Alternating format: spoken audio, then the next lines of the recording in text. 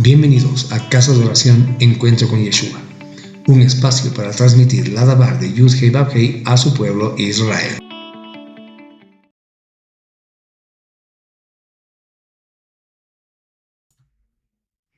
Shabbat Shalom, queridos hermanos y hermanas, el emuná de nuestro amado Mashiach.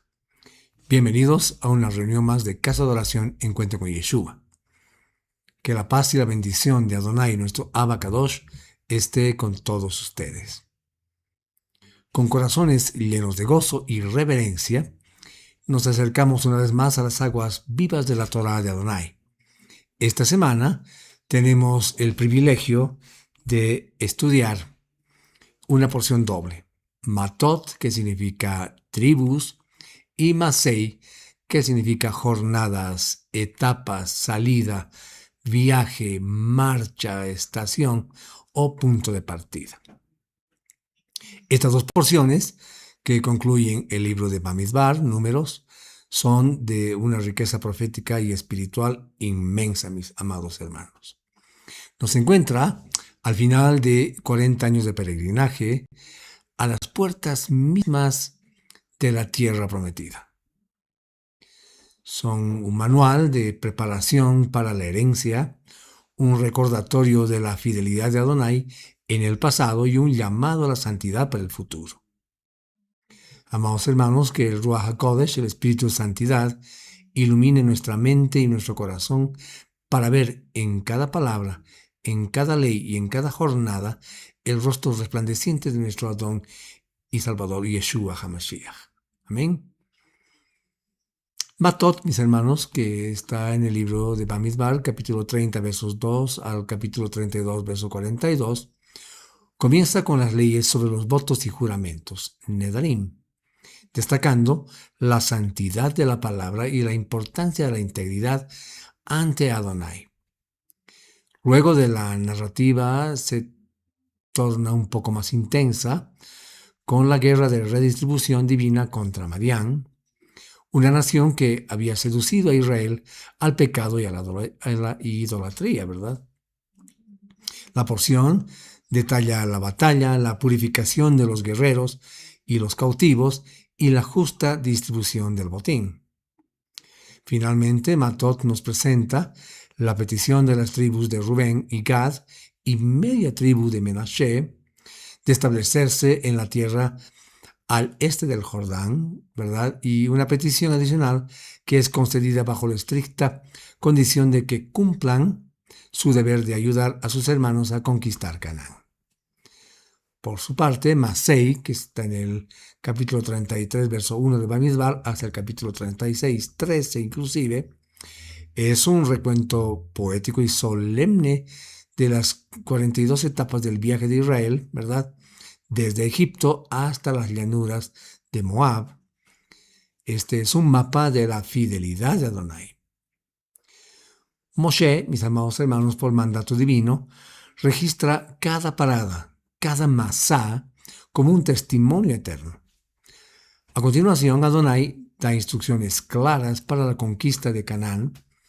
Deben expulsar a los habitantes, destruir sus ídolos y repartir la tierra por sorteo. Se establecen las fronteras de la tierra prometida y se nombran los líderes que supervisarán la repartición. La porción concluye con dos mandamientos cruciales: la designación de las ciudades para los levitas y las 6 ciudades de refugio, y una resolución final sobre las leyes de herencia para las hijas de Zelofejad, asegurando que la herencia tribal permanezca intacta. En un contexto histórico, estas porciones nos sitúan en un momento de transición crítica. Israel está dejando atrás el desierto, el lugar de prueba y dependencia, y se prepara para entrar en la tierra de la promesa, el lugar de herencia y responsabilidad. Espiritualmente, hermanos, esto refleja nuestro propio caminar en la emuná. Fuimos redimidos de la esclavitud del pecado y de nuestro propio Egipto, ¿verdad? Por la sangre del Cordero, Yeshua. Hemos atravesado nuestro propio desierto, aprendiendo a depender completamente de Él, ¿verdad? Para obtener nuestro maná diario. Y ahora estamos llamados a tomar posesión de nuestra herencia espiritual en el Mashiach, a vivir en la victoria que Él ya ganó. Matot nos enseña sobre la santidad de nuestro compromiso con Adonai y la necesidad de una guerra espiritual contra las fuerzas que buscan desviarnos. Masei, por su parte, nos recuerda el viaje de la Emuná, la fidelidad inquebrantable de Adonai en cada etapa y la provisión de Yeshua como nuestra ciudad de refugio, el único lugar seguro del juicio por el pecado. Toda esta narrativa apunta a Yeshua, ¿verdad? Él es el cumplimiento de cada promesa, el sumo sacerdote que intercede por nosotros, es el capitán de los ejércitos de Adonai que nos da la victoria, ¿verdad? Y nuestro refugio seguro, en quien encontramos perdón y vida eterna. Amén. Hermanos amados, en esta serie semanal llamada Or HaParashá, la luz de la Parashá, como lo hacemos semanalmente, exploraremos los eventos clave, los versículos más significativos y también veremos aplicaciones para nosotros los creyentes en Yeshua HaMashiach. Amén. Comencemos entonces, hermanos, con la lectura de estas dos hermosas porciones. Amén. Vamos entonces a leer los versículos 1 y 2 de Bamidbar 30. Entonces dice: Entonces Moshe habló con los jefes de las tribus de los hijos de Israel. Él dijo: Aquí está lo que Adonai ha ordenado. Cuando un hombre hace voto a Adonai o formalmente se obliga a él mismo por hacer un juramento, no disolverá su palabra, sino que hará todo lo que dijo que él haría. Amén. Este mandamiento, hermanos amados, establece un principio fundamental del pacto: la integridad, ¿verdad? En un mundo donde los juramentos eran comunes y a menudo eran tomados a la ligera, Adonai exige que la palabra de su pueblo sea sagrada. Un voto a Adonai no es una promesa a la ligera, ¿verdad? Es un acto, mis hermanos, que liga el alma, por decir algo, creando un vínculo espiritual de obligación. La palabra de un israelita, mis amados hermanos, debía reflejar el carácter de su Adonai, ¿verdad? Cuya palabra es eterna y además es segura. Yeshua HaMashiach eleva este principio a su máxima expresión. Él no anula la ley, sino que la lleva a su plenitud interior. Acompáñenme a leer Mateo capítulo 5. Vamos a ir a Mateo.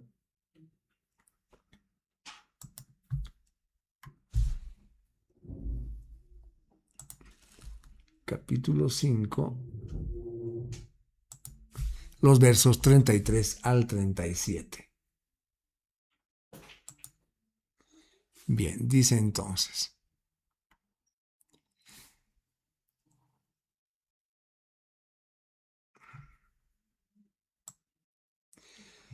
Otra vez han oído lo dicho por aquellos de los tiempos antiguos: no jurarás negando tus votos, sino cumplirás a Adonai tus juramentos.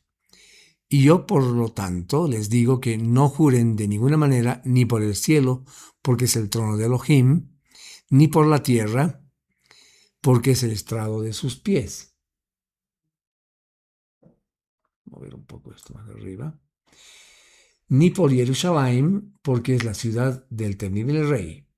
Ni juréis por tu cabeza, porque no puedes hacer blanco o negro ni un solo de tus cabellos. El verso 37 nos dice: solo deja que tu ken, sí, sea un simple sí, y tu lo, no, un simple no, pues lo que se le añade procede del engaño. Amén. Okay.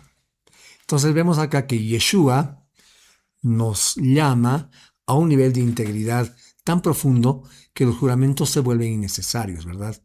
Nuestra palabra debe ser tan confiable como un juramento. Yeshua mismo es el sí y el amén de Adonai, ¿verdad? Como dice 2 Corintios 1:20. la máxima expresión de la fidelidad y la verdad de Adonai. Adonai es un Adonai de palabra. Él creó el universo con su palabra, ¿verdad?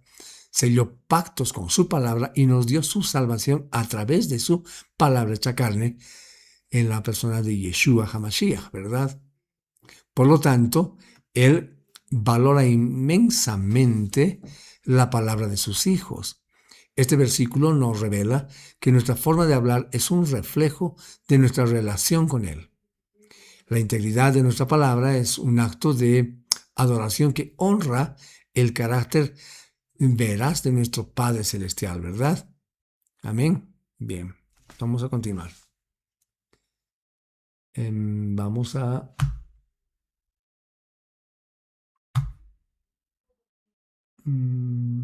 la Torah nuevamente, a Bamidbar. Vamos a ver el capítulo 31, versos 1 y 2. Bien, dice: por amor a los hijos de Israel, toma venganza sobre los madianitas. Después de eso, tú serás reunido a tu pueblo. Amén. El verso 2. Hermanos amados, este no es un llamado a la venganza personal, sino a ejecutar la justicia divina. La frase hebrea es Nekom Nikmat Bnei Israel, vindica la vindicación de los hijos de Israel. Madián, mis hermanos, no fue un enemigo militar convencional. Su ataque fue espiritual. Siguieron el consejo de Bilam, de Balaam, ¿verdad?, para seducir a Israel a la idolatría y la inmoralidad en Baal-peor, ¿verdad?, como hemos leído en Bamidbar 25, atacando al corazón mismo de la relación de pacto de Israel con Adonai. Por lo tanto, la retribución de Adonai era necesaria para purificar y proteger a su pueblo antes de entrar a la tierra prometida. En el Brit Hadashah se recontextualiza esta guerra en el ámbito espiritual, y Efesios 6:12 nos enseña y nos dice: porque no estamos peleando contra seres humanos, nos dice este versículo, sino en contra de gobernadores, autoridades y poderes que gobiernan este mundo de tinieblas, ¿verdad? Nos dice además que peleamos contra las fuerzas espirituales de maldad en los dominios celestiales. Hermanos amados, Yeshua es, por decir algo, nuestro campeón, ¿verdad?, nuestro líder, quien ya ha vencido a estas fuerzas en el madero. En Colosenses 2:15, Rab Shaul escribe que Yeshua fue despojando más bien a los principados y las potestades, los llamas, dice que los exhibió públicamente, triunfando sobre ellos en el madero, ¿verdad? Entonces sabemos por esto que nuestra guerra no es con espada, sino con la palabra de Adonai y en el poder del Ruach HaKodesh, ¿verdad? Y es que Adonai, mis hermanos, es un Adonai santo y justo. Él no puede tolerar el pecado ni las fuerzas que buscan activamente destruir su pueblo y a corromperlo. Y menos corromper también su nombre, ¿verdad? Esta orden a Moshe revela que Adonai toma muy en serio la santidad de su comunidad, ¿verdad? Nos enseña que hay un mal real en el mundo que debe ser confrontado, pero no con odio humano, sino con la justicia y la santidad de Adonai. La victoria final sobre todo mal está asegurada a través de la obra redentora de Yeshua. Amén. Bien, continuemos entonces. Vamos a seguir en el capítulo 31 y vamos a leer los versículos 21 al 23. Eleazar, dice, el Cohen, dijo a los soldados que habían ido al frente: este es el decreto de la Torá de Adonai, cual ordenó a Moshe. Aun cuando el oro, plata, bronce, hierro, latón y plomo pueden soportar el fuego, para que así ciertamente purifiquen lo hecho de estos materiales, pasándolos por el fuego. No obstante, ellos también los purificarán con el agua para la purificación. Todo lo que no pueda soportar el fuego lo harán pasar por el agua. Amén. Bien. Entonces vemos que después de la batalla no bastaba con la victoria militar. Era necesaria una purificación espiritual. Los objetos tomados como botín, contaminados por su asociación con la idolatría madianita, debían ser limpiados, ¿verdad? Este versículo establece un principio de doble purificación. El fuego para lo que puede ser soportado y los metales, y el agua para los demás. El fuego, mis hermanos amados, representa una purificación intensa y transformadora, ¿verdad? Mientras que el agua representa una limpieza ritual. Esta doble purificación es una sombra profética de la obra de Mashiach y del Ruach HaKodesh. El agua nos recuerda el bautismo y la limpieza de nuestros pecados por la sangre de Yeshua. Primera de Yohanan 1:7 nos dice: pero si andamos en luz, como Él está en luz, entonces tenemos comunión entre nosotros y la sangre de Yeshua, su Hijo, nos limpia de todo pecado, ¿verdad? Entonces vemos que el fuego simboliza la obra santificadora y refinadora del Ruach HaKodesh. En 1 Corintios, Rab Shaul, el apóstol Pablo, habla de cómo nuestras obras serán probadas por fuego en el día del juicio. Y solo lo que es de valor eterno va a permanecer. En 1 Corintios 3, del 13 al 15, anoten este versículo, yo se los voy a leer. Nos dice: la obra de cada uno se demostrará por lo que es. Aquel día la declarará, porque será revelada por el fuego. El mismo fuego probará la calidad de la obra de cada uno. Si la obra que se ha edificado sobre el cimiento sobrevive, recibirá una recompensa. Y el versículo 15 de este capítulo 3 de 1 Corintios nos dice: si se quema, tendrá que sufrir la pérdida. Si bien escapará con su vida, pero será como escapar a través del fuego, ¿verdad? Entonces, hermanos, como vemos, Yeshua mismo dijo que bautizaría con el Ruach HaKodesh y con fuego, ¿verdad? Y pueden referirse al libro de Mateo, capítulo 3, verso 11. Entonces vemos que este pasaje revela que la santidad de Adonai no es negociable. La victoria sobre el enemigo externo debe ser seguida por una purificación interna, ¿verdad? No podemos traer las impurezas del mundo a nuestra comunión con Adonai. Adonai, mis hermanos, en su misericordia, nos provee los medios para la purificación. La sangre de Yeshua, que nos lava, y el fuego de su Ruach, que nos refina, ¿verdad? Entonces es un llamado a una vida de santificación continua, ¿no es verdad? Bien, continuemos. Versos 48 al 50 de este capítulo 31.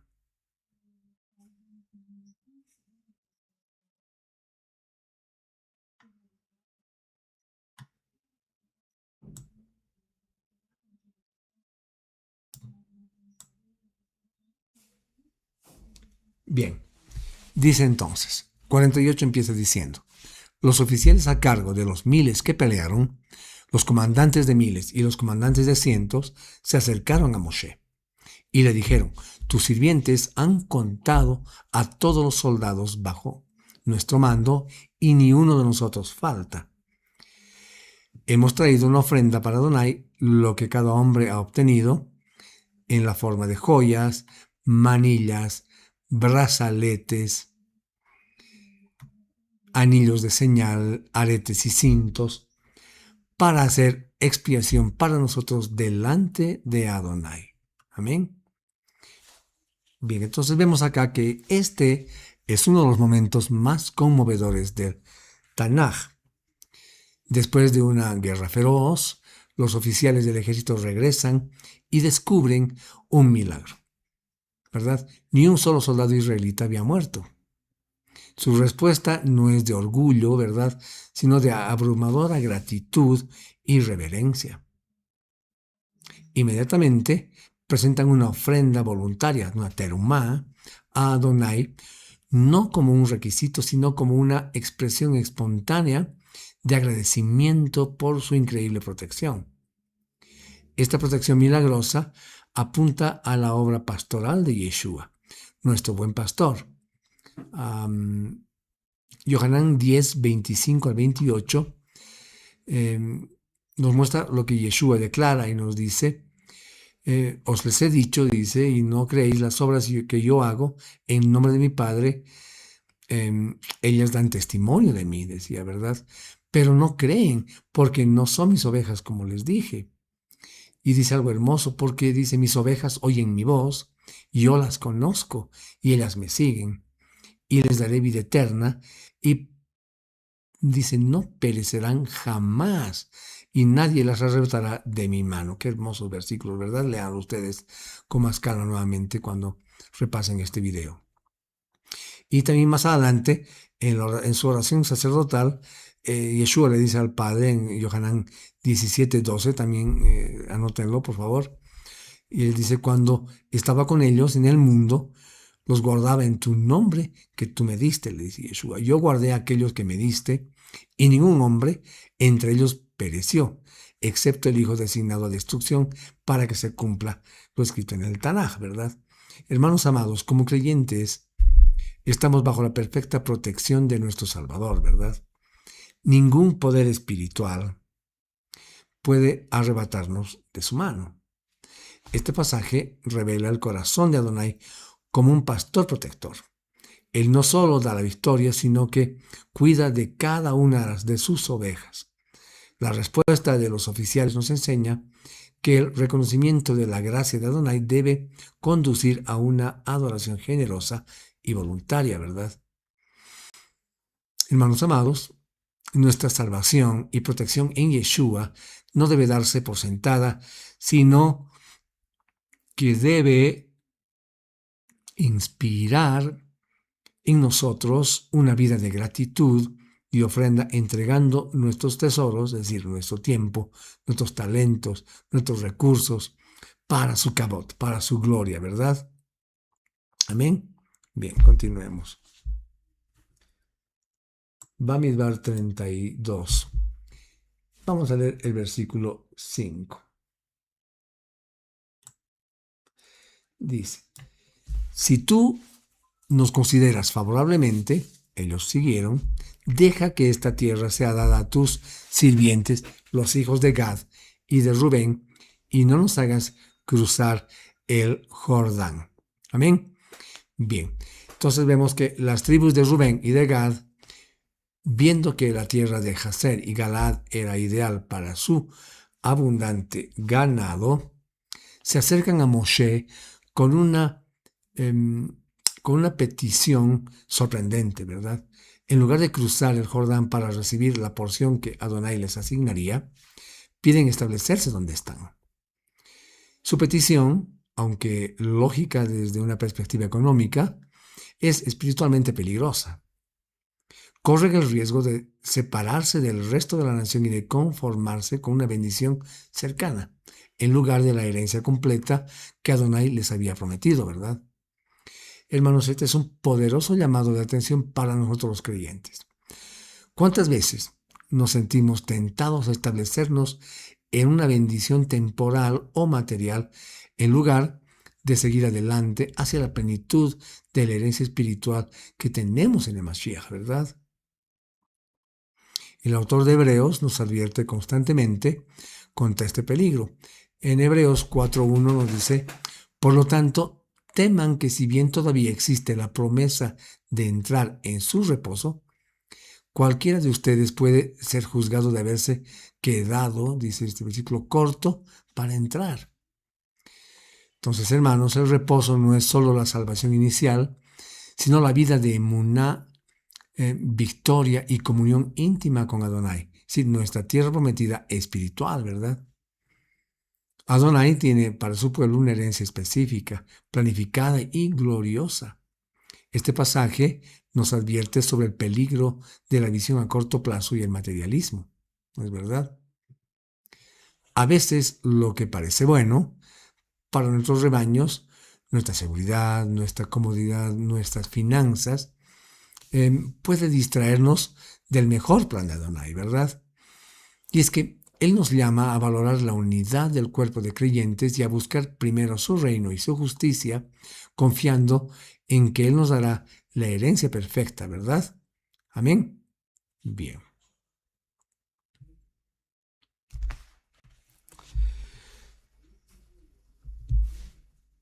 Vamos a ver los versículos 16 y 17.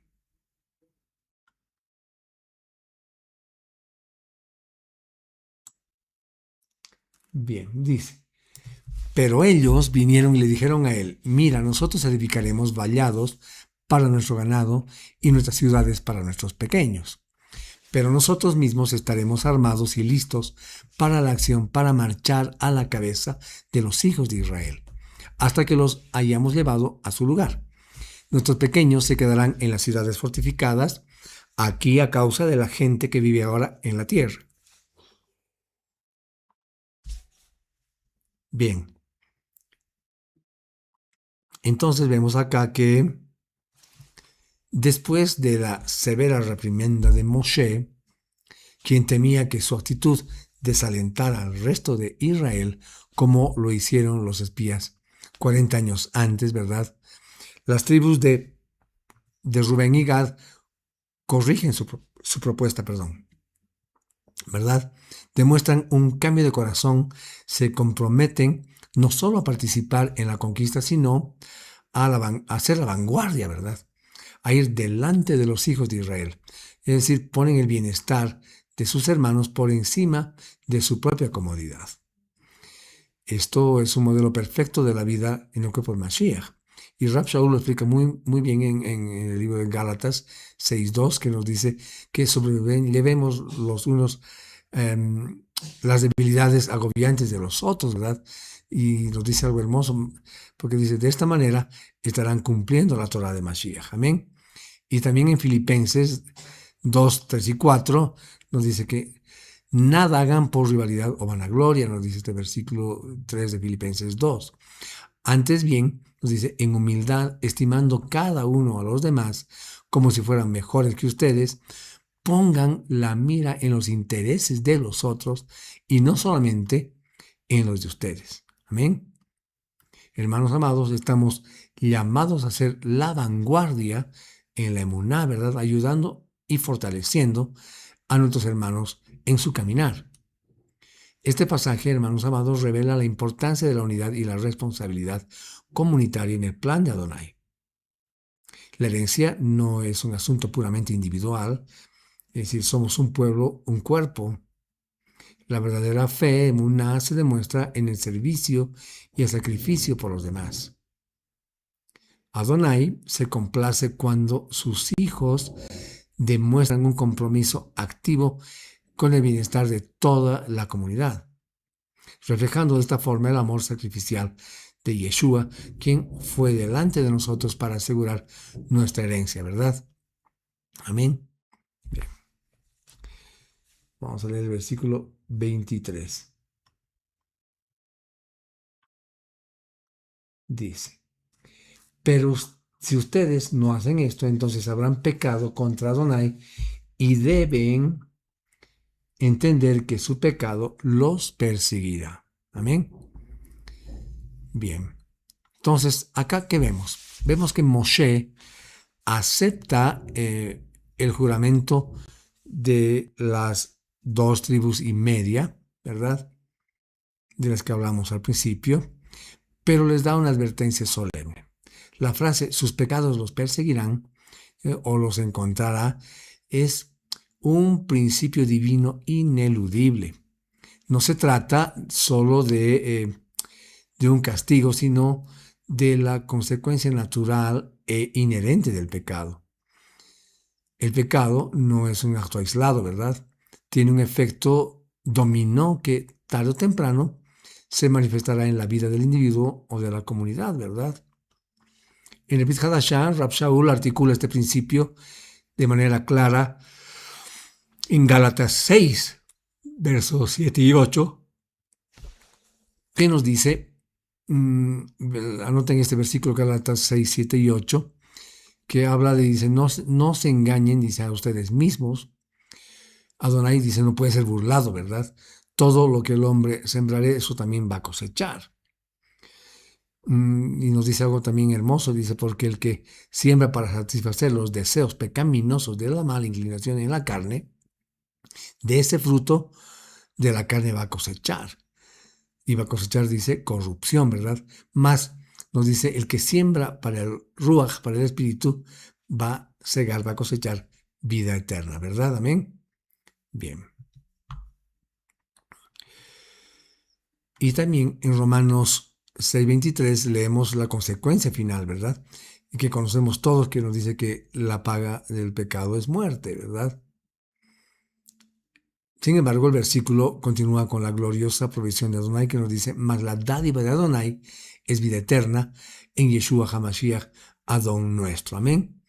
Entonces, hermanos amados, vemos que Yeshua no elimina las consecuencias temporales de nuestras malas decisiones, pero nos libera de la consecuencia eterna del pecado, es decir, la muerte espiritual, ¿verdad? Adonai, mis hermanos, es un Adonai de orden y de justicia. Su universo está gobernado por principios morales, ¿verdad? Y uno de ellos es la rendición de cuentas, precisamente. Este versículo no busca infundir miedo ni temor, sino más bien sabiduría. Nos llama a vivir con conciencia de que nuestras acciones tienen peso y además tienen consecuencias. Nos impulsa a caminar en la luz y a confesar rápidamente nuestro pecado, sabiendo que en Yeshua encontramos el perdón que rompe el poder final del pecado y de la muerte. Amén. Bien. Continuamos. Capítulo 33. Y vamos a leer los versos 1 y 2. Entonces dice, el 1. Estas son las etapas en el viaje de los hijos de Israel, cuando salieron de la tierra de Egipto, divididos en grupos bajo el liderazgo de Moshe y Aarón. Moshe escribió cada una de las etapas de su viaje por orden de Adonai. Aquí están los puntos de partida de cada etapa. Bien. Estos dos versículos introducen la lista de las 42 paradas de Israel en el desierto. Es significativo que Moshe no escribiera esto por su propia iniciativa, sino por mandato de Adonai. ¿Bien? Esta lista no es un simple itinerario de viaje como han debido ver en la lectura que han hecho, o lo van a hacer de los versículos siguientes, ¿verdad? Es un memorial divino, mis hermanos, un testimonio de la fidelidad de Adonai a través de cada etapa, tanto en los momentos de fe como en los momentos de rebelión también.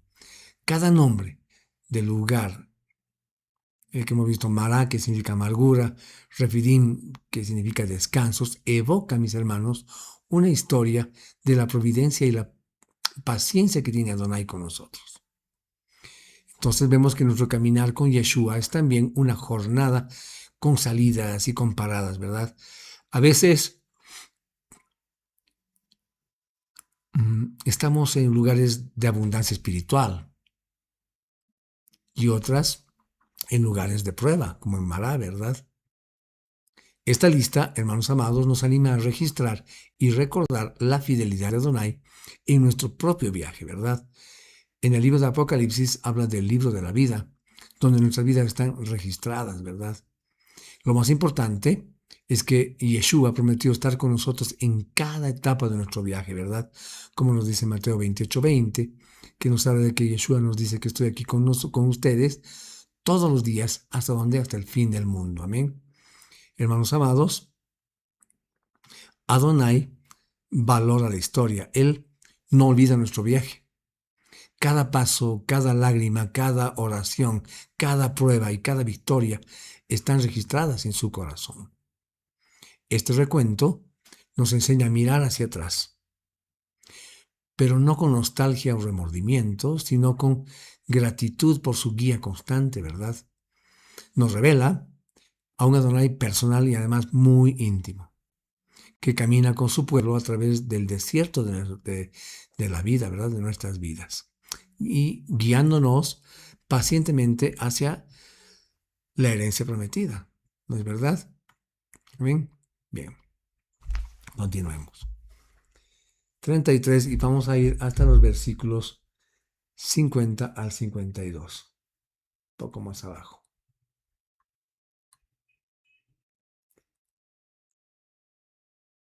Recuerden que estamos revisando lo que ustedes decíamos, lo que hemos leído durante la semana, ¿verdad? Entonces, y estamos viendo los versículos más significativos. Entonces, vamos a leer 50 al 52. Ay, me escapa.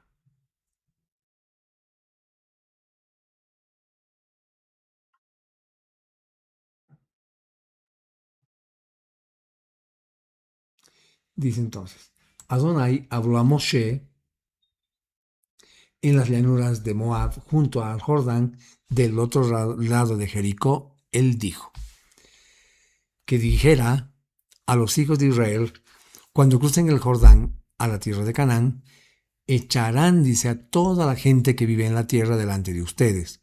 Destruyan todas sus piedras grabadas. Destruyan todas sus estatuas de metal y demuelan todos sus lugares altos. Amén. Bien.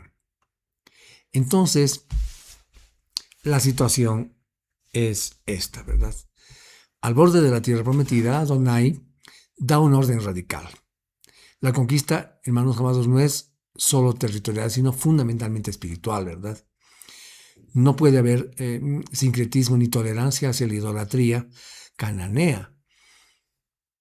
Las imágenes y los lugares altos eran el centro de un culto depravado que incluía la prostitución ritual, ¿verdad? Y el sacrificio de niños. Para que Israel fuera una nación kadosh, una nación santa, la tierra debía ser purgada de toda influencia que pudiera corromper su adoración al único Adonai verdadero. Este mandato se traduce para nosotros en un llamado a la santificación personal y a la purga de los ídolos de nuestro corazón, ¿verdad? Un ídolo es cualquier cosa que ocupe el lugar de Adonai. Puede ser el dinero, el poder, el placer, el orgullo, incluso las cosas buenas como nuestra familia o el trabajo, si se convierten en el centro de nuestra vida, ¿verdad? Amén. La conquista de nuestra tierra prometida, hermanos amados, espiritual, requiere una demolición activa de todo lo que compite por el trono de nuestro corazón, ¿verdad? Adonai es un Adonai celoso, es el Caná, como dice la palabra, en el sentido más puro de la palabra. Es decir, su celo no es egoísta, sino es un celo protector, ¿verdad? Él sabe que la idolatría nos destruye y nos aleja de la fuente de vida. Este mandamiento revela su amor paternal que busca proteger a sus hijos de influencias mortales, ¿verdad? Nos enseña que la verdadera libertad no se encuentra en la tolerancia del mal, sino más bien en la consagración total al Adonai único y verdadero. Amén. Bien. Continuemos. Vamos a leer el versículo 55. Dice, pero si ustedes no echan a los habitantes de la tierra de delante de ustedes, entonces aquellos que ustedes permitan permanecer se convertirán como en espinas para sus ojos y aguijones en sus costados. Ellos los acosarán a ustedes en la tierra donde están viviendo. Amén.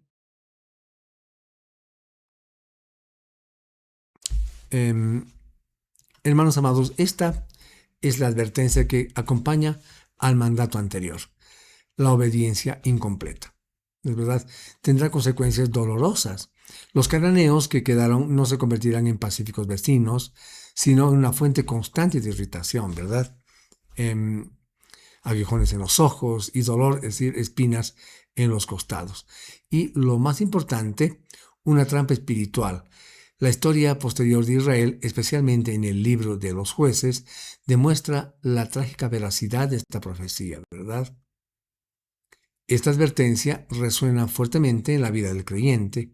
Los pecados no confesados, los malos hábitos no abandonados, las relaciones impías no cortadas, por ejemplo, se convierten en espinas que nos afligen, roban nuestro gozo, ¿verdad?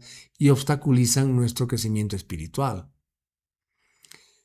Rab Shaul habla de su propio aguijón en la carne, ¿verdad? En 2 Corintios 12:7, que aunque era para mantenerlo humilde, ilustra el dolor persistente de una aflicción, ¿verdad? Cuando permitimos conscientemente espinas en nuestra vida, obstaculizamos la obra del Ruach y nos exponemos a la aflicción. Este versículo revela la sabiduría y la predicción de Adonai. Él conoce la naturaleza corrupta del pecado y las consecuencias del compromiso. No nos da mandamientos para restringirnos, sino para protegernos. Es un llamado a la obediencia radical y completa, no por legalismo, sino por amor y confianza en que su camino es el mejor, ¿verdad? Nos enseña también, hermanos amados, que la paz y la bendición duradera se encuentran solo en una vida sin reservas a su voluntad. Amén. Bien, continuemos. Capítulo 34 y vamos a leer el versículo 17. Vamos a ir hasta el 17.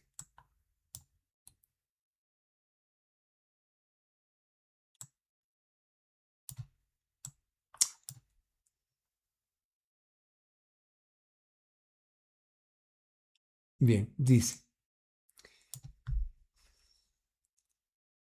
estos son los nombres de los hombres que tomarán posesión de la tierra por ustedes: Eleazar, el Cohen, y Yehoshua, el hijo de Nun. Amén. Bien, entonces después de definir las fronteras divinas de la herencia, Adonai establece el liderazgo humano para supervisar su distribución.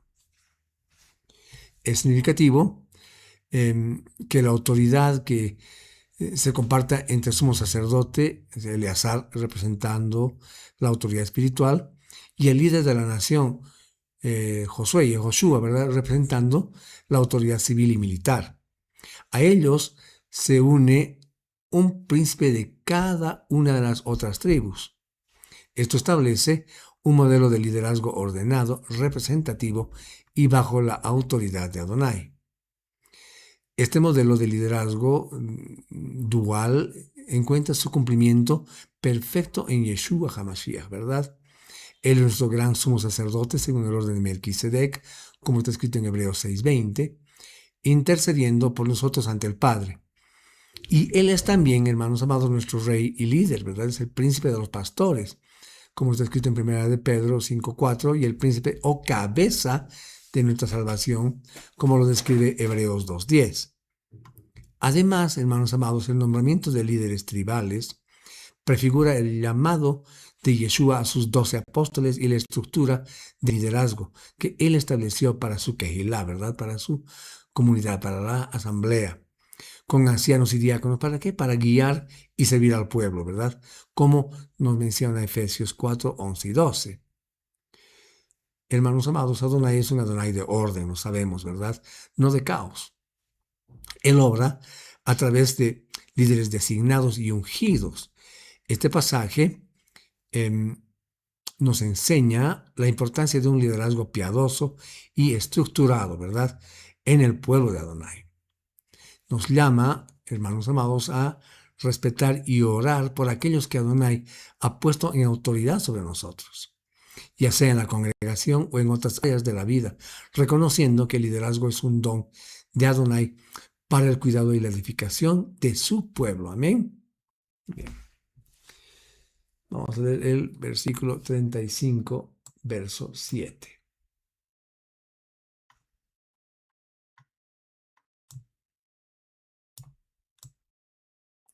Dice: así darás a los levitas 48 ciudades con el campo abierto que los rodea. Amén. Bien.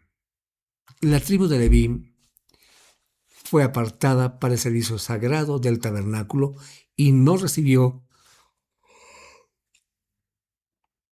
una porción de tierra tribal como las demás.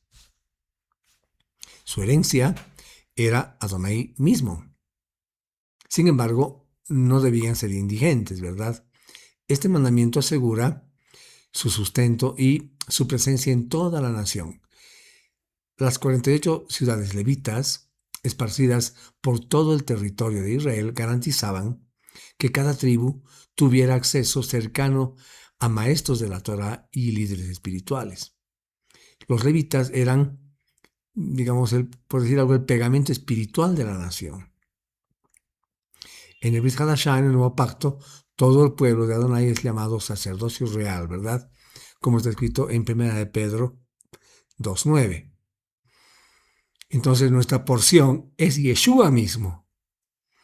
Y como los levitas estamos llamados a ser una presencia espiritual en medio del mundo, ¿verdad? Esparcidos para ser sal y tierra y luz del mundo, ¿verdad?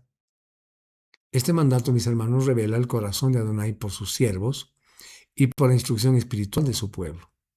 Él provee para aquellos que se dedican a su servicio y al mismo tiempo se asegura de que su Torá sea accesible a todos. Esto nos enseña que la vida espiritual no es algo confinado a un solo lugar, ¿verdad? Como el templo, sino que debe permear toda la vida de la comunidad. Entonces, nuestra identidad como creyentes en Yeshua es ser levitas espirituales, viviendo para Él y sirviendo donde quiera que estemos, ¿verdad? Y donde Él nos ponga. Amén. Bien. Versículos 10 y 11.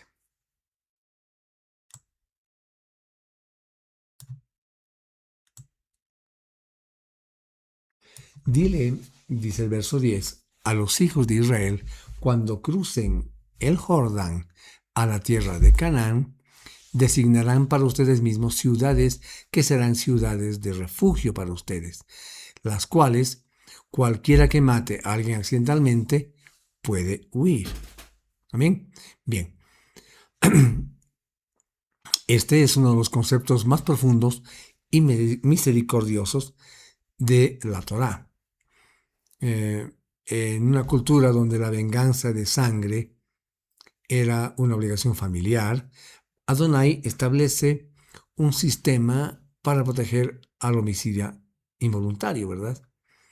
Las ciudades de refugio eran lugares de asilo donde una persona podía huir para estar a salvo del vengador hasta que su caso fuera juzgado por la congregación. Si se le declaraba inocente de asesinato premeditado, debía permanecer en la ciudad de refugio hasta la muerte del sumo sacerdote. Las ciudades de refugio son una tipología más clara y hermosa de Yeshua HaMashiach en todo el Tanaj. Todos nosotros, por causa del pecado, ¿verdad?, somos culpables y estamos bajo sentencia de muerte, perseguidos por el vengador de la sangre, ¿verdad?, el acusador, el enemigo y la justa consecuencia de la ley. Yeshua es nuestra ciudad de refugio. Al huir a Él, por emuná, encontramos asilo, perdón y protección del juicio, ¿verdad? El autor de Hebreos lo expresa en el capítulo 6 de Hebreos, versos 17 y 18, anótenlo, y dice: por esta razón Adonai quería, dice, mostrar a los herederos de la promesa aún más que su promesa no cambiaría. Y dice, Él la cerró con un juramento, para que a través de las dos cosas inmutables en las que es imposible que Adonai mienta, podamos tener gran consuelo aquellos, dice, que buscamos refugio en Él, y para que podamos tomar posesión firme de la promesa anticipada que se nos prometió. Amén. Entonces, debemos acudir para asirnos, o ir en busca de refugio, ¿verdad? Es exactamente la imagen del homicida corriendo por su vida hacia la ciudad de refugio. permanecemos en Él, ¿verdad? Hasta que nuestro gran sumo sacerdote, Yeshua, regrese. Este mandamiento, mis amados hermanos, revela la perfecta armonía entre la justicia y la misericordia de Adonai. Él no ignora la pérdida de una vida, pero tampoco condena al inocente, ¿verdad? La provisión de estas ciudades muestra su corazón compasivo y su deseo de preservar la vida. Para nosotros es un recordatorio constante de que nuestra única seguridad y salvación se encuentra al correr a los brazos de Yeshua, ¿verdad? Fuera de Él somos vulnerables al juicio y en Él estamos eternamente seguros. Amén. Bien. 36:7.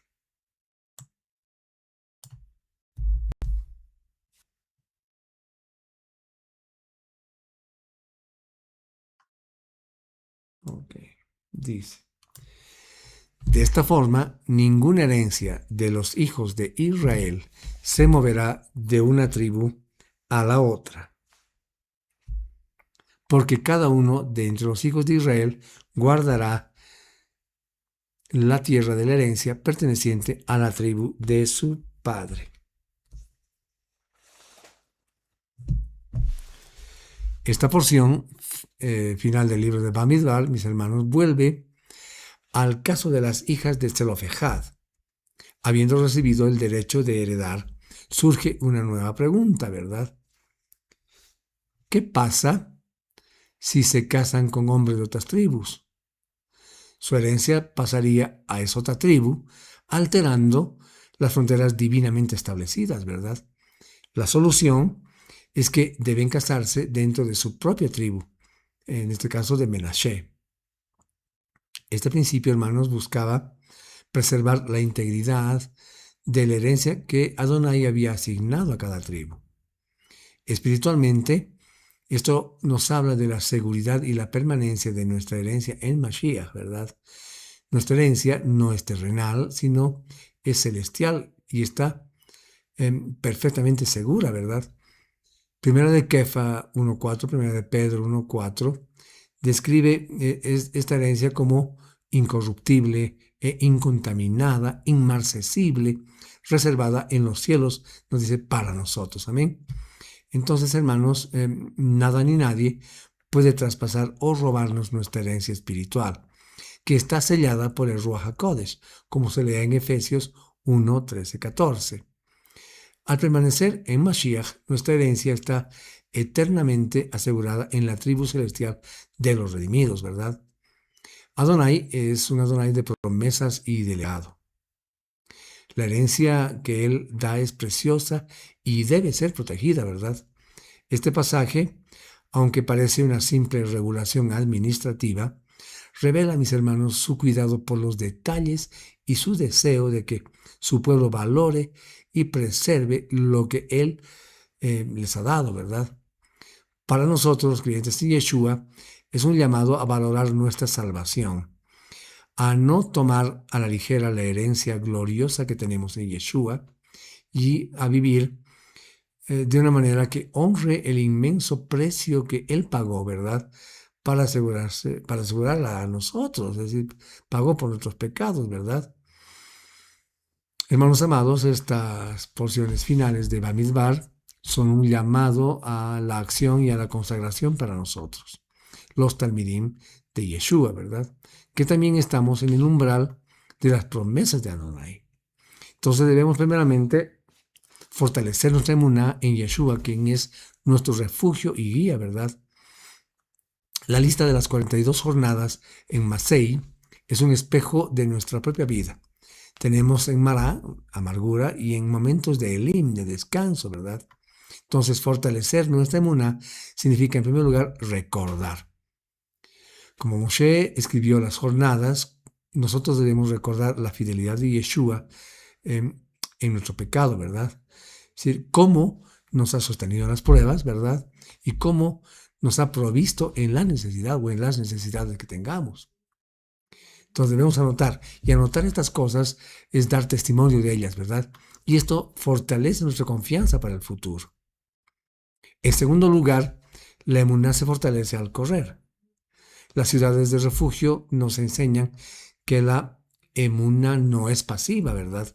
Cuando el pecado nos acusa, cuando la duda nos asalta, cuando el miedo nos persigue, debemos, hermanos amados, activar, es decir, huir activamente, ¿verdad? Hacia Yeshua. Esto significa clamar a Él en oración, sumergirnos en su palabra y buscar refugio en la comunión de los santos, ¿verdad? Nuestra emuná, amados hermanos, crece cada vez que elegimos a Yeshua como nuestro refugio en lugar de confiar en nuestras propias fuerzas o defensas, ¿verdad? Por otro lado, debemos vivir en obediencia como un acto de amor y de gratitud. Las leyes sobre los votos en Matot y los mandamientos para purificar la tierra nos enseñan, hermanos amados, que la obediencia no es una carga legalista, ¿verdad? Sino la respuesta natural de un corazón que ama a Adonai. Yeshua nos dijo en Yohanan 14:15, si me aman, guarden mis mandamientos, ¿verdad? Entonces, no guardamos los mandamientos para ser salvos, sino porque ya somos salvos y estamos abrumadoramente agradecidos. Es que lo guardamos, ¿verdad? Ahora, ¿cómo se ve eso en la práctica? Significa tomar en serio la santidad de nuestra palabra. Significa ser intencionales en destruir los ídolos de nuestro corazón, identificando las cosas que compiten con nuestra devoción hacia Adonai y sometiéndolas al señorío de Yeshua, ¿verdad? Obedecer es un acto diario de alinear nuestra voluntad con la suya, no por miedo al castigo, sino por un profundo deseo de agradar a aquel que nos amó y se entregó a sí mismo por nosotros. Es la respuesta gozosa, ¿no es verdad?, de los oficiales del ejército que al ver la gracia de Adonai ofrecieron voluntariamente sus tesoros. Por el otro lado, somos imitadores de Yeshua, ¿verdad? Y debemos hacerlo en nuestras relaciones y en nuestro propósito de vida. El ejemplo de las tribus de Rubén y Gad, que se comprometieron a ir delante de sus hermanos, ¿no es verdad?, es un llamado a imitar el corazón de siervo de Yeshua, ¿verdad? Él no vino para ser servido, sino para servir y para dar su vida en rescate por muchos, como está escrito en Mateo 10:45, en Marcos 10:45. Seguir a Yeshua, mis amados hermanos, significa buscar activamente oportunidades para ir delante de nuestros hermanos y hermanas en la emuná, ¿verdad? Imitar a Yeshua es cambiar nuestro enfoque de qué puedo obtener de esta comunidad a cómo puedo servir y fortalecer a mis hermanos para que todos podamos tomar posesión de la herencia que Adonai tiene para nosotros, ¿verdad? Es decir, es vivir una vida de sacrificio y amor comunitario reflejando el carácter de nuestro amado Mashiach, ¿verdad? Y a manera de conclusión, mis amados hermanos, las Parashot Matot Masei cierran el libro del desierto con los ojos puestos firmemente en la promesa. Es una transición del peregrinaje a la posesión, de la prueba a la herencia, ¿verdad? Para nosotros este viaje resuena profundamente. En Yeshua hemos sido liberados de Egipto.